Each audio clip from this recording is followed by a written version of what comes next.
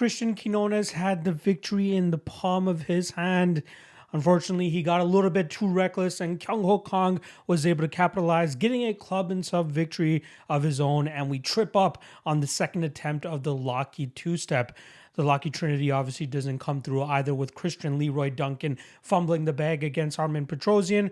I was a little bit too caught up in the speed and conceivable powered advantage that I thought he would have over Petrosian. But credit to Petrosian sticking to his kickboxing volume style game and going out there and getting the decision victory. Great win for him that night. We go 0-2 on the Locky two-step to start things off here, and the Locky Trinity continues to be the slumpity Trinity, dropping to 3-14, and the last one we cashed was on UFC San Antonio. But we don't give up. We keep on moving forward and continue tracking it as well, which is what you guys will be able to see in the description below. So hopefully we can get our step back in motion with the Locky two-step on our third attempt coming up for this weekend's UFC Jacksonville card. Quick plug for the MMA Fight Archive. We got LFA, PFL, and Fury FC and Aries FC going down all this weekend. And the best place for you to do your research and find the breakdown or do your own breakdowns and analysis is to have everything in one place for you. Direct links to past fights for every single competitor on those upcoming cards, including the UFC and the Contender Series, which starts in a few weeks, I believe. I believe it's actually in August. But all of that can be found on the MMA Fight Archive. Link in the description below. 7-day free trial available so you can test it out yourself before you shell out any cash to see if it's even worth it. I promise you will find the use of it, because we already have over 35 members signed up to the damn thing, and they are absolutely loving it right now. And we're over 1,500 fighter profiles on there currently, with new ones being added every single day. All right, let's cut the shit. Let's get right to the Locky two-step. First leg up is going to be Mr. Randy Brown. I think he has a significant striking advantage here over Mr. Wellington Turman, who is known for his BJJ black belt. His striking is obviously improving with the work that he's been putting in at Teixeira MMA alongside Alex Pereira. Unfortunately, I think for him that Randy Brown is a little bit too polished in the striking realm and will be able to assert that range striking dominance that he normally finds his success with. People might harp on it a little bit because of his last loss to Jack Della Maddalena. However, Wellington Turman is no Maddalena, and I fully believe that we'll see Randy Brown utilize his range, straight shots down the pipe, deep kick up at the middle, shuck off some takedown attempts, which I know are inevitably on their way, but I really don't think that Turman is that great of a wrestler, which will allow Brown to keep this fight upright and probably outpoint his way to a victory here over Wellington Turman. So he will be the first step of the Locky two-step.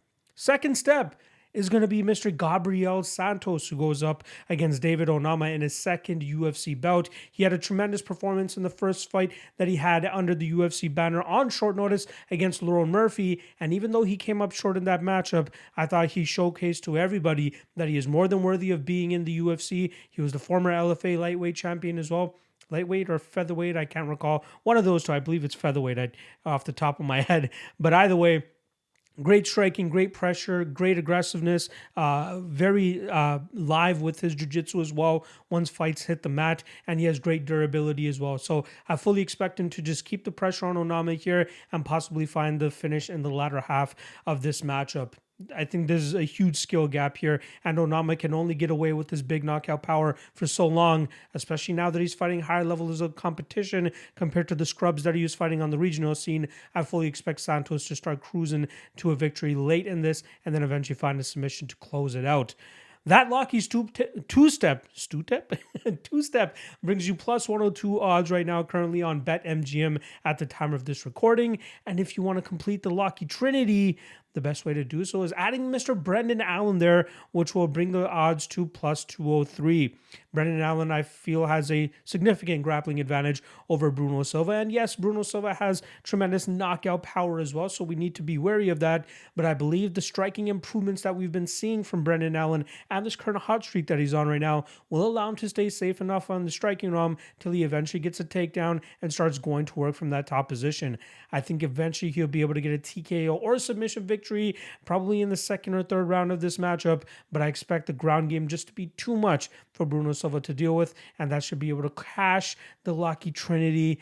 God damn, I hope it comes through for us this week. Plus 203 is not too bad of a line there either for that three-leg parlay. So once again, the Locky two-step We got Randy Brown as the first step, Gabriel Santos as the second step, and if you want to complete the Lockheed Trinity, Mr. Brendan Allen. Good luck on all your action this weekend, folks. Hopefully, you've been enjoying all of the content I've been dropping this week. Got 2 new segments that I dropped on Tuesday and Wednesday, and you guys can get used to that, as well as I'll have my regular flagship podcast drop every Monday of UFC Fight Week. Tuesdays, we have the lock of the night, top 3 candidates dropping for you guys. Wednesday is the main event mayhem. Thursday, as you guys already know, Locky 2-step, and Friday is the 3 best prop bets. Something for every weekday for you guys to consume and hopefully take into your own mind, digest it, and figure out if you want to take the action on those suggested spots or not. Appreciate every single one of you guys, and I'll see you guys tomorrow for the 3 best prop bets.